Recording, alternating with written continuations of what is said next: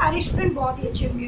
तो बेटा आज की क्लास में हम लोग क्या डिस्कशन करने वाले हैं, ठीक है। जैसे कि आप लोगों का तुगलक वंश स्टार्ट हो गया था, ठीक है। तुगलक डायनेस्टी के बारे में आप लोगों को बताया गया था। तो तुगलक डायनेस्टी में अगर हम लोग बात करते हैं तो तुगलक डायनेस्टी में आपको मैंने गयासुद्दीन के बारे में बता दिया था। तो गयासुद्दीन वाला टॉपिक तो आपका पूरा कंप्लीट हो गया था, ठीक है। अब हम लोग जो बात करेंगे मोहम्मद बिन तुगलक। अच्छा, गयासुद्दीन वाले टॉपिक पे मैंने लास्ट में बोला था कि इसके बाद आप लोग का सैयद वंश चलेगा। तो मेरे प्यारे स्टूडेंट्स, सैयद वंश तो भी नहीं चलेगा, क्योंकि भैया अभी तुगलक वंश में आपका 3 सुल्तान के बारे में आपको पढ़ना था, जिसमें से केवल आप गयासुद्दीन के बारे में ही पढ़ा था। अब हम लोग पढ़ेंगे मोहम्मद बिन तुगलक के बारे में। अब आप कहोगे कि मोहम्मद बिन तुगलक से किस टाइप के क्वेश्चंस, किस टाइप के प्रश्न बनते हैं एग्जाम में, तो बहुत ध्यान से देखिएगा। देखिए, मैं एक बात आपको बता दे रही हूँ, त्रिशांत एकेडमी आपका बहुत ही अच्छा एक प्लेटफॉर्म है, ठीक है। ऑनलाइन भी चलती है क्लासेस, ठीक है। और सबसे इम्पोर्टेंट ये है कि सभी हम लोग टेस्ट स्टार्ट करने वाले हैं। तो जो भी स्टूडेंट को टेस्ट में कंपटीशन में लेना है भाग, ठीक है, वो चाहते हैं पार्टिसिपेट करना चाहते हैं, तो कमेंट करके कांटेक्ट कर सकते हैं, ठीक है। और ये आपका एक जीएस का एग्जाम होगा, ठीक है, जीएस का एक टेस्ट होगा, जिसमें आप लोगों से जो भी आपके उसका क्लास भी कुछ डेज चलेगा, उस क्लास में आपको जो भी पढ़ाया जाएगा, ठीक है, तो उसे आप लोगों को पढ़कर उसकी जो भी आपकी क्लास होगी 4 से 5 डेज, उसके बाद आपको भैया क्या करना है, उसके बाद आपका एक टेस्ट होगा। और टेस्ट में जैसा आपका मार्क्स आएगा उसके अकॉर्डिंग आपको, ठीक है, आपको त्रिशांत एकेडमी के ऑनलाइन प्लेटफॉर्म पे एप्लीकेशन पे पूरी फ्री क्लास मिलेगी किसी भी लेवल की, ठीक है। तो देर ना करिए, बहुत ही जल्दी क्लास स्टार्ट होने वाली है, तो इसको आप लोग ज्वाइन करिए। और अगर आपको पार्टिसिपेट करना है तो कमेंट करके मुझे जरूर बताइए, ठीक है। चलिए, हम बात करने वाले हैं मोहम्मद बिन तुगलक के बारे में। अगर मोहम्मद बिन तुगलक के बारे में डिस्कशन कर रहे हैं तो सबसे पहला क्वेश्चन आपका आएगा, मोहम्मद बिन तुगलक कब से कब तक थे। 1325 से लेकर 1351 तक मोहम्मद बिन तुगलक थे, ठीक है। इनका वास्तविक नाम क्या था, जूना खां था, और इन्हें पागल सुल्तान के नाम से जाना जाता है, ठीक है। इन्हें लोग पागल सुल्तान कहते हैं। और क्यों पागल सुल्तान कहते हैं, क्योंकि इन्होंने जितनी भी योजना चलाई, जितनी भी योजना बनाई, ठीक है, सारी योजना क्या हो गई भैया, फ्लॉप हो गई। कोई भी योजना इनका सक्सेस नहीं हुआ, इसलिए इसे पागल सुल्तान भी कहा जाता है, ठीक है। आपको याद रखना है, आपसे क्वेश्चन पूछा जाएगा कि पागल सुल्तान किसे कहा जाता है, तो आप लोग बताओगे भैया पागल सुल्तान हम लोग किसको कहते हैं, मोहम्मद बिन तुगलक को कहते हैं, ठीक है। तो आपका यहाँ से 2 क्वेश्चन बन गया भैया। पहला क्वेश्चन, मोहम्मद बिन तुगलक कब से कब तक थे, ठीक है, 1325 से 1391 तक। इनका वास्तविक नाम क्या था, जूना खां। इनको पागल क्यों कहा जाता है, क्योंकि भैया इनका कोई काम सक्सेस नहीं हुआ, जितनी भी योजना बनाई थी वो एक भी सक्सेस नहीं हो पाया, इसलिए इसे पागल सुल्तान कहा जाता है। पागल सुल्तान किसे कहा जाता है, तो मोहम्मद बिन तुगलक को कहा जाता है, ठीक है। इस तरीके से आपके 3 से 4 क्वेश्चन आपके एग्जाम में पूछे जाएंगे, ठीक है। अब देखो नेक्स्ट क्वेश्चन की बात करें हम लोग, ठीक है। ये बहुत ही एजुकेटेड सुल्तान थे, मोस्ट एजुकेटेड सुल्तान, ठीक है। ये बहुत ही एजुकेटेड सुल्तान थे, ये भैया बहुत पढ़े लिखे हुए थे, ठीक है। लेकिन इतना पढ़े लिखे होने के बावजूद भी इन्हें पागल सुल्तान कहा जाता था, ठीक है। सबसे, अगर आपसे क्वेश्चन पूछा जाए कि सबसे ज्यादा पढ़ा लिखा हुआ सुल्तान कौन है, तो आपको बताना है भैया, कौन बताएंगे, मोहम्मद बिन तुगलक। मोहम्मद बिन तुगलक सबसे ज्यादा पढ़े लिखे हुए सुल्तान थे, ठीक है। नेक्स्ट क्वेश्चन आपसे पूछा जाएगा कि अरबी और फारसी का विद्वान थे ये, इन्हें बहुत ही अच्छा ज्ञान था अरबी और फारसी के बारे में, ठीक है। It was a great scholar of Arabic and क्या भैया पर्शियन, ठीक है। तो आपको बताना है कि अरबी और फारसी के बहुत ही अच्छी क्या थे, विद्वान थे, ठीक है। उसके बाद इन्होंने कई सारी राजधानी चेंज की, ठीक है। इतनी सारी राजधानी इन्होंने चेंज किया। सबसे पहले इन्होंने दिल्ली से क्या कर दिया भैया, दौलताबाद कर दिया, ठीक है। दिल्ली से क्या कर दिया, दौलताबाद चेंज कर दिया। और दिल्ली से दौलताबाद कर दिया भारत की। इसने कहा मुझे पूरे भारत में राज करना है, इसके लिए राजधानी बीचों बीच में होनी चाहिए, ठीक है। इसके लिए राजधानी बीचों बीच में होनी चाहिए, इसलिए इसने क्या कर दिया भैया, दिल्ली से लेकर दौलताबाद कर दिया। और कई बार ऐसे राजधानी इसने चेंज किया, इसीलिए इसको पागल सुल्तान भी बोला गया है, ठीक है। उसके बाद भैया क्या, यहाँ से क्वेश्चन पूछा जाएगा, देखिए बहुत इंपॉर्टेंट मैं बता रही हूँ। दिल्ली राजधानी रहेगी तो केवल ये उत्तर भारत पर ही राज करेगा, ठीक है। अगर दिल्ली राजधानी रहेगी तो केवल उत्तर भारत नहीं राज करेगा। इस तरह भारत की राजधानी दौलताबाद कर दिया है, जो महाराष्ट्र में पड़ता है, ठीक है। कहाँ पड़ता है भैया, महाराष्ट्र में पड़ता है। और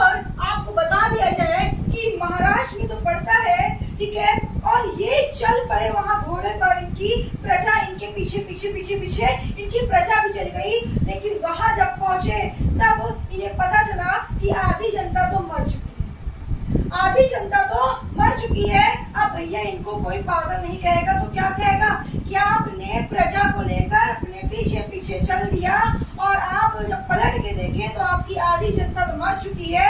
और इनके मन में एक ख्वाब आ गया कि अब उधर साइड चलो। तो ये पागलपन ही तो है, ठीक है। मतलब जिस साइड ये जा रहा था उधर साइड ना जाकर कहता है अब तुम उस साइड चलो, है ना, इधर ना चलो भैया, अब उधर चलो। आधी जनता को तो तुमने मार डाला, ठीक है, मरवा दिया, अब कह रहे हो कि इधर ना चलो, ठीक है। ये कौन सी बात हुई भैया? इसीलिए इसको पागल सुल्तान साबित कर दिया गया, ठीक है। तो कहने का मतलब ये है कि फिर उसने बोला कि भैया इस साइड ना चलो, अब चलो तुम दूसरे साइड चलो, ठीक है। तो आधी से ज्यादा दिल्ली खाली हो गई थी, इसने आधी से ज्यादा जनता को मार दिया था। इस तरह इसकी पहली योजना क्या हो गई भैया? विफल हो गई। तो इसकी पहली योजना यही थी कि इसकी आधी से ज्यादा जनता खत्म हो गई, मर चुकी थी, ठीक है। और आधी से ज्यादा जनता को, आधी से ज्यादा दिल्ली को क्या कर दिया इसने? खत्म कर दिया। लेकिन इसने कहा जिनके यहाँ लोग मारे गए हैं मैं उन्हें धन दूंगा। अब देखो भैया, इसने कहा कि जिनके यहाँ जितने लोग मारे गए हैं, जो मेरी प्रजा मारी गई है, तो उसकी जो फैमिली है मैं उसे धन दूंगा। अब इतनी बड़ी बात तुमने कह दी है। अरे जरा बुद्धू सोचो, अगर तुमने इतनी बड़ी बात बोल दी है तो उसके आगे पीछे सोच कर तुम्हें बोलना चाहिए कि तुम दे पाओगे कि नहीं।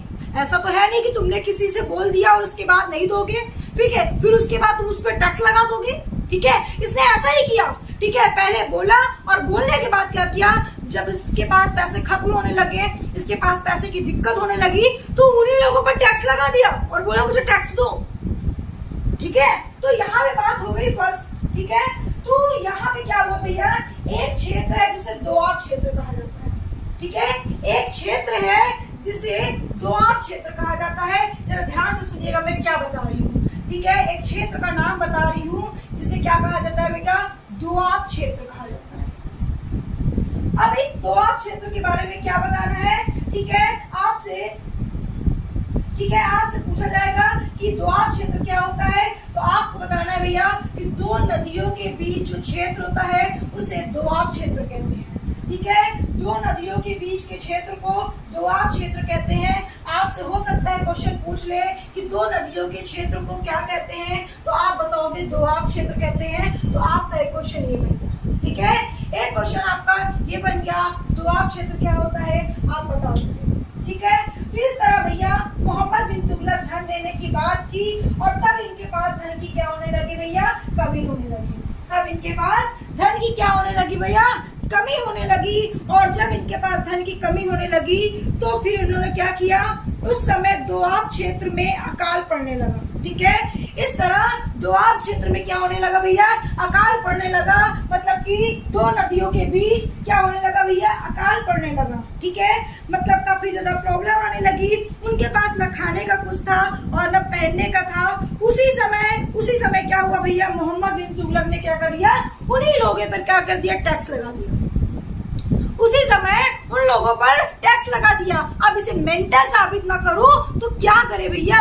एक तो तुमने उनकी प्रजा को मरवाया, उनके घर के बच्चों को मरवा दिया, और एक तरफ तुमने उस समय तुमने टैक्स लगाया जिस टाइम उनके यहाँ खाने और पीने के लिए कुछ नहीं था। उस टाइम क्या किया इसने? उन पर क्या कर दिया भैया? टैक्स लगा दिया।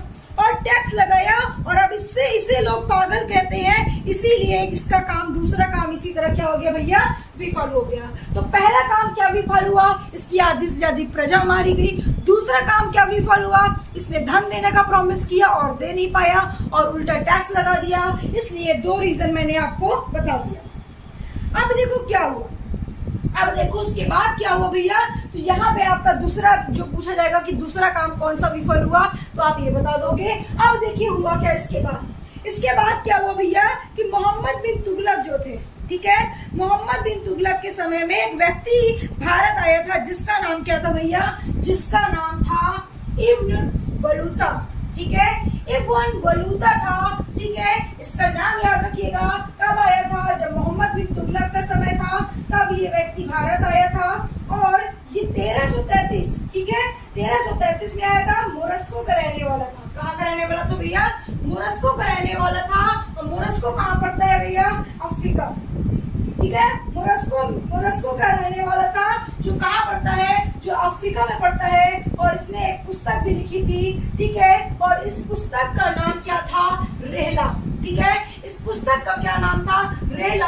आपसे यहाँ से क्वेश्चन पूछा जाएगा कि जो इब्न बलूता है 1333 में भारत आए थे, वो कौन सी पुस्तक लिखी थी? तो आपसे पूछा जाएगा रेहला लिखी थी। और वो कहाँ के रहने वाले थे? मोरस्को के रहने वाले थे। कि कहाँ पड़ता है? अफ्रीका में पड़ता है। कब भारत आए थे? 1333 में आए थे। किसके समय में आए थे? तो मोहम्मद बिन तुगलक के समय में आए थे। इस तरीके से क्वेश्चन आपके एग्जाम में पूछे जाएंगे। ठीक है, अब भैया इस पुस्तक में 3 बातें इन्होंने बहुत ही अच्छी लिखी थी। ठीक है, और वो 3 बातें क्या थी? जरा ध्यान से मेरी बात को सुनिएगा। वो 3 बातें क्या थी मेरे प्यारे स्टूडेंट? बड़े ध्यान से सुनिएगा। इन्होंने पहली बात क्या बोली? कि दिल्ली को सबसे अच्छा शहर बताया। ठीक है, इन्होंने सबसे पहली बात क्या बोली? कि दिल्ली को सबसे अच्छा शहर बताया। इन्होंने बोला भैया कि दिल्ली जो सिटी है सबसे बेस्ट सिटी है। ठीक है, सबसे बेस्ट सिटी है। पहली बात इन्होंने ये बोली। ठीक है, और दूसरी बात इन्होंने क्या बोली? कि मोहम्मद बिन तुगलक पूरे भारत में राज किया और भारत, हाँ ठीक है, याद रखेंगे। अब भैया मोहम्मद बिन तुगलक पूरे भारत में राज किया और भारत और अफ्रीका के बीच व्यापार किया करता था। ठीक है, मोहम्मद बिन तुगलक जो था भैया वो पूरे भारत में राज किया था। और राज कर करके भैया क्या किया? इन्होंने एक व्यापार किया। ठीक है, भारत और अफ्रीका के बीच में क्या किया?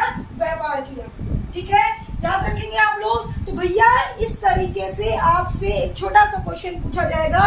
और वो क्या पूछा जाएगा मेरे स्टूडेंट? आपसे पूछा जाएगा बेटा कि कौन सा सुल्तान जो पूरे भारत में राज किया।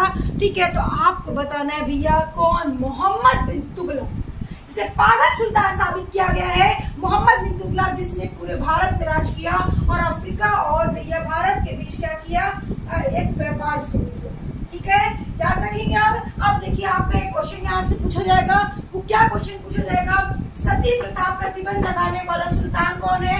मोहम्मद बिन तुगलक। मोहम्मद बिन तुगलक एक अच्छा काम किया, सॉरी एक सबसे बेकार काम किया जिन्होंने सती प्रथा लगाया। ठीक है, ठीक है, तो सती प्रथा प्रतिबंध लगाने वाला सुल्तान कौन था? ठीक है, मोहम्मद बिन तुगलक था। ये बेस्ट है इनका। ठीक है, लॉर्ड विलियम बेंटिंग ने सती प्रथा को क्या किया? अंतिम किया। ठीक है, इन्होंने क्या किया भैया? इन्होंने एकदम से खत्म किया, सती प्रथा को यहाँ से हटाने की कोशिश किया। ठीक है, और सती प्रथा में सबसे पहले सती कौन हुआ? ये क्वेश्चन का आंसर अगर आपको पता है तो आप मुझे कमेंट बॉक्स में दीजिए कि सती प्रथा में सबसे पहले सती कौन हुई। इसका आंसर अगर आपको मालूम है तो आप मुझे जरूर कमेंट करिएगा, वरना मैं नेक्स्ट क्लास में आपको जरूर इसका आंसर दूंगी। ठीक है, उसके बाद भैया आपसे पूछा जाएगा कि सब अंतिम किसने किया, खत्म किसने किया? लॉर्ड विलियम बेंटिंग ने किया था। ठीक है, अब देखिए बहुत ही एक कहानी है, थोड़ी सी कहानी आपको सुननी पड़ेगी। ये 2 प्रश्न बहुत इंपॉर्टेंट आपके एग्जाम में कई बार आ चुका है। ठीक है, देखिए गुप्त काल एक चला था। ठीक है, गुप्त काल एक चला था जो 1300, 1900, 540 में। ठीक है, 1319 से 540 में क्या चला था भैया? एक गुप्त काल चला था। उसी में एक रूलर रहा करता था। उसी में क्या रहा करता था भैया? एक रूलर रहा करता था। ठीक है, गुप्त काल के फाउंडर जो थे, ठीक है, आपसे पूछा जाएगा गुप्त काल के फाउंडर कौन है? तो आप क्या बताओगे? श्री गुप्त थे। ठीक है, गुप्त काल के फाउंडर कौन है? श्री गुप्त थे। इनका पूरा नाम क्या था भैया? इनका पूरा नाम था श्री गुप्त। ये क्या थे? फाउंडर थे। ठीक है, कहाँ के थे भैया? गुप्त काल के। ठीक है, कहाँ के थे? तो आपको बताना है कि गुप्त काल के एक फाउंडर हुआ करते थे जिनका नाम था श्री गुप्त। उसी में एक शासन रूलर राज किया करता था जिसका नाम था क्या? जिसका नाम था रामगुप्त। ठीक है, जिसका नाम क्या था भैया? रामगुप्त। ठीक है, अब देखो यहाँ पे क्या होता है? यहाँ पे होता ये है भाई, यहाँ पे क्या होता है कि रामगुप्त जो थे वो 1375 से 380 तक शासन किए थे। ठीक है, 375 से 380 तक इन्होंने क्या किया भैया? इन्होंने शासन किया। अब आप कहोगे कि मैम इन्होंने ये कौन थे? तो आपसे पूछा गया तो गुप्त क्या चीज? शुरू करिए। हाँ ठीक है, गुप्त काल चला। ठीक है, गुप्त काल चला और गुप्त काल का फाउंडर श्री गुप्त था। ठीक है, और वहां पे आपको बताना है कि 1375 से 1380 1980 तक, ठीक है, ये शासन किए थे, राज किए थे, ठीक है, जिसका नाम क्या था, रामगुप्त, ठीक है, जिसका क्या नाम था भैया, रामगुप्त था। और उसी के एक सेनापति रहा करते थे जिनका नाम क्या था, जिनका नाम था भाई गोपराज, ठीक है, जिनका नाम क्या हुआ करता था, गोपराज। गोपराज कौन थे, तो भैया आपको क्या बताना है कि जहाँ पे रामगुप्त जो थे, ठीक है, जहाँ जो रामगुप्त थे, जो शासक किया करते थे, तो उन्हीं का एक सेनापति था जिसका नाम क्या था, गोपराज था। और गोपराज की पत्नी थी जो सबसे पहले सती हुई, ठीक है, गोपराज की पत्नी थी जो सबसे पहले सती हुई। और इसे लॉर्ड बेंटिंक खत्म किए, इसे लॉर्ड बेंटिंक खत्म किए थे। अब आप सोच रहे होंगे कि मैम ये इतनी कहानी आपने क्यों बताया, तो यहाँ से कोई क्वेश्चन नहीं पूछा जाता, आपका ये सब क्वेश्चन नहीं पूछा जाता, डायरेक्टली एक क्वेश्चन पूछा जाता है कि सबसे पहले सती कौन हुई है, तो आपको बताना है गोपराज की पत्नी। गोपराज की पत्नी कौन थी, वे रामगुप्त के सेनापति थे, उनकी धर्म पत्नी जो थी सबसे पहले सती हुई थी। और इसे खत्म किसने किया था, लॉर्ड विलियम बेंटिंक ने इसका अंतिम किया था। और रामगुप्त कब तक थे, गुप्त काल में 375 से 380 तक, मतलब 5 साल ये थे। और श्री गुप्त कौन थे भैया, गुप्त काल के फाउंडर थे। तो आपके इतने क्वेश्चन यहाँ से पूछे जाएंगे। और एक क्वेश्चन पूछे जाएंगे कि राजा राम मोहन कौन थे, तो भैया राजा राम मोहन जो थे उन्होंने क्या किया था, उन्होंने सहयोग किया था, उन्होंने सहयोग किया था। राजा राम मोहन, ये बच्चे कंफ्यूज हो जाते हैं कि राजा राम मोहन ने खत्म किया था, तो भैया राजा राम मोहन जो थे, ठीक है, इन्होंने क्या किया था, इन्होंने क्या किया था, सहयोग किया था, ठीक है, इन्होंने सहयोग किया था सती प्रथा को खत्म करने में। लेकिन उसका अंतिम किसने किया था, लॉर्ड विलियम बेंटिंक ने अंतिम किया था, ठीक है, लॉर्ड विलियम बेंटिंक ने अंतिम किया था। और ये जो आपका है, ठीक है, जो आपका लॉर्ड बेंटिंक विलियम है, ठीक है, ये सती प्रथा को कब खत्म किए थे, तो 1829 में। कब खत्म किए थे, 1829 में। एक क्वेश्चन पे ध्यान दीजिएगा वरना आपका क्वेश्चन छूट जाएगा। आप कह रहे होगे कि मैम ये सारे क्वेश्चंस इंपॉर्टेंट है, एक भी क्वेश्चन आपका ऐसा नहीं है जो आपके एग्जाम में ना पूछा जाए। जब मैं आपको एमसीक्यूज कराऊंगी और जब आप इसको पढ़ने के बाद एमसीक्यूज करने के लिए बैठोगे तो आप कहोगे कि रियली मैम एक भी क्वेश्चन ऐसा नहीं है जो इम्पोर्टेंट नहीं है, ठीक है। तो सती प्रथा का उल्लेख सबसे पहले किसने किया था, अगर आपसे ये पूछे तो एरर अभिलेख में मिला था। हाँ, चलो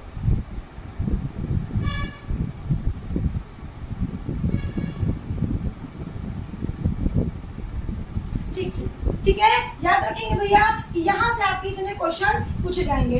अब एक क्वेश्चन आपसे और पूछा जाएगा कि ऐसा कौन सुल्तान था जो होली खेला करता था, मोहम्मद बिन तुगलक थे, ठीक है। मोहम्मद बिन तुगलक जो थे भैया वो होली खेला करते थे, एकमात्र सुल्तान थे जिनको होली खेलने में बहुत दिलचस्पी थी और ये क्या करते थे भैया, होली खेला करते थे, ठीक है। अब आप कहोगे कि सती प्रथा को, एक क्वेश्चन आपके एग्जाम में आया हुआ था, बहुत अच्छा क्वेश्चन था कि सती प्रथा को बंद किसने किया था।